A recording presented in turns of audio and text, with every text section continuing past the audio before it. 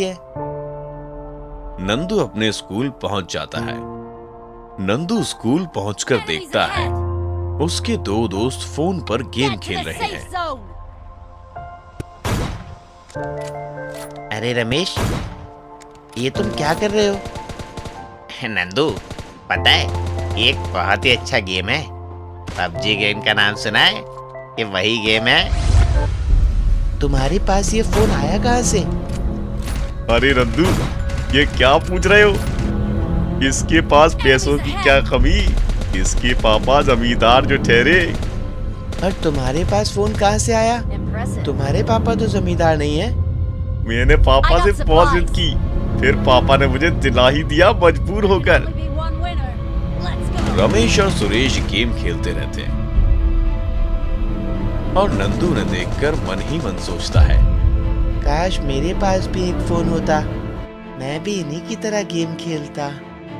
School के खत्म होने के बाद नंदू घर की तरफ बढ़ता है। नंदू घर पहुंचते ही अपने पिताजी से फोन खरीदने की जिद करने लगता है। पिताजी, मुझे फोन चाहिए, मेरे सभी दोस्तों के पास फोन है। बेटा, तुम्हें तो पता ही है, बहुत मुश्किल से हमारा घर चलता है। मेरे पास भी कोई फोन नहीं है। हमारे पास जैसे ही कुछ पैसे होंगे, मैं तुम्हें फोन खरीद दूंगा। नहीं पिताजी, मुझे फोन चाहिए, मुझे फोन चाहिए। नंदू काफी जिद करने लगता है। बहुत देर जिद करने के बाद आखिरकार नंदू गुस्सा होकर अपने कमरे में चला जाता है। नंदू के कमरे में जाते ही उसके पिताजी नंदू की मां से कहते हैं, मैंने नंदू के लिए कितने सपने देखे थे।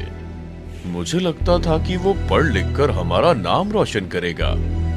अगर ऐसे ही चलता रहा तो हमारा नंदू भी मेरे जैसा ही गरीब इंसान बनेगा। मुझे नंदू के लिए बड़ा दुख होता है। पिताजी की सारी बातें नंदू सुन लेता है। सुनकर नंदू उदास हो जाता है। पिताजी ने मेरे लिए बहुत सपने देखे हैं। मैं अपने पिताजी के सपनों को टूटने नहीं दूंगा। मैं पढ़ लिख कर पिताजी का नाम रोशन करूंगा। इस घटना के बाद से नंदू अपने स्कूल में काफी मन लगाकर पढ़ाई करने लगा।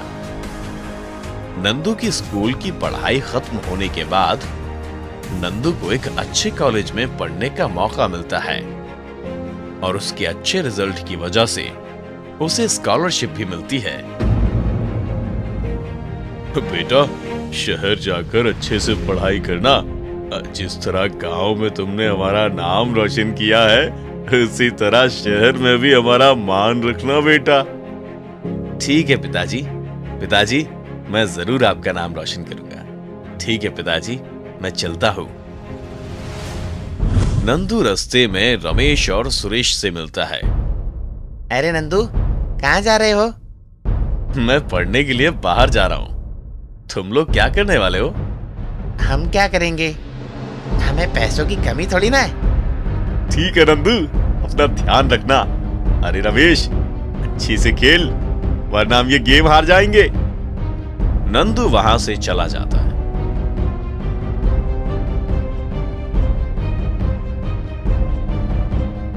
इस घटना के कई साल बाद नंदू अपने गांव वापस लौटता है।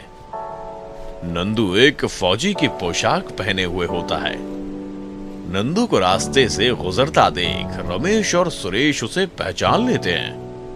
वो तब भी वहां बैठकर गेम ही खेल रहे थे।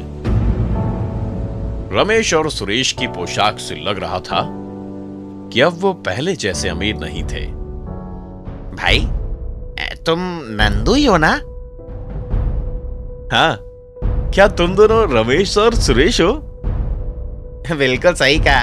देखा ना, मैं कहता था कि नंदू हमें पहचान लेगा। और भाई नंदू, कहाँ थे इतने साल?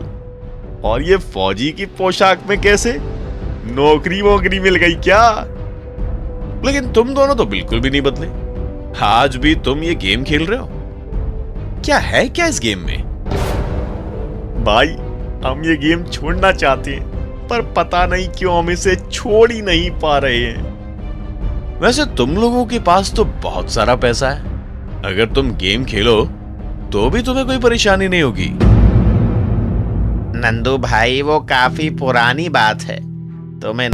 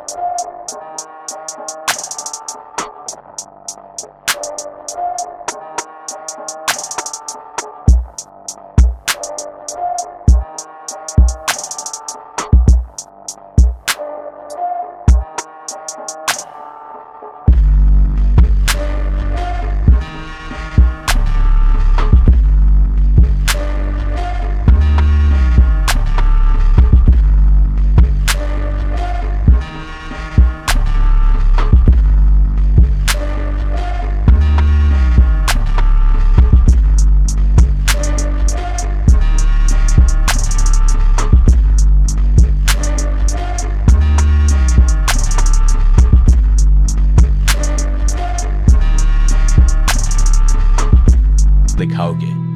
मैं तुम दोनों के लिए अच्छे भविष्य की कामना करता हूं। रमेश सुरेश वहां से चले जाते हैं। नंदू भी अपने घर की तरफ लौटता है। पिताजी, मैं आ गया। पिताजी, पिताजी, कहाँ हैं आप? अरे नंदू, भाग्यवान, जल्दी आओ, देखो कौन आया है। हमारा नंदू आया है, नंदू आया है। आप कैसे हैं पिताजी? बेटा, मैं बहुत खुश हूँ। मैंने तुम्हारे लिए जो सोचा था, तुमने मुझे उससे भी बढ़कर दिया।